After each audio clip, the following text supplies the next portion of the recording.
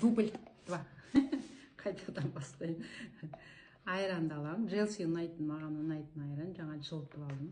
Енді қара, фигураң әдемі болып, әдемі тамақ жеу жүруге болады. Қалай? Оп-оңай. Мынау мюсли, мен алатын мюсли. Мюслердің ішіндегі үйден жасауға болады. Әртүрлі жасауға болады. Мюслиді мен қазір осы мюслиді алдым. Мынау тауар сертификатталған деп айтады ғой. Және ең жоғарғы сапасы жағынан мюслилерге жатады. Енді қараңыз. Әдемі ма? Әдемі. Енді кофе латте қосам. Коктейль қосам. Бұны бізде слойка деп айтып жатады. Енді қосам банан карамель дейді. Содан кішкене қосам. Фантазия ғой, адамның өзінің фантазиясы. Маған манго жегім келіп жүр мені. Қазір соған бітіп қосып, айранның орнына не қосуға болады?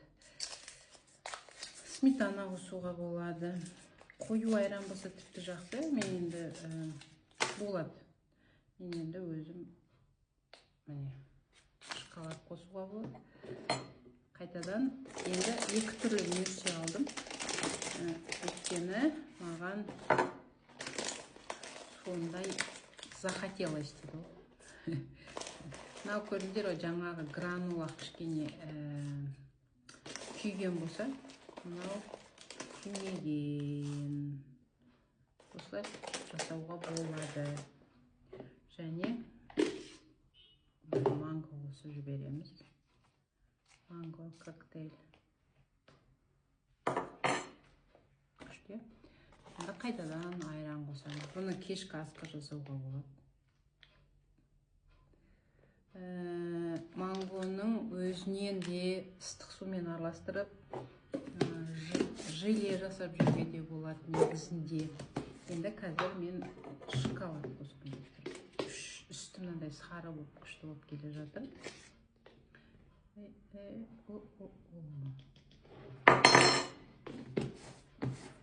Осылай. Беу-беу дариға деп.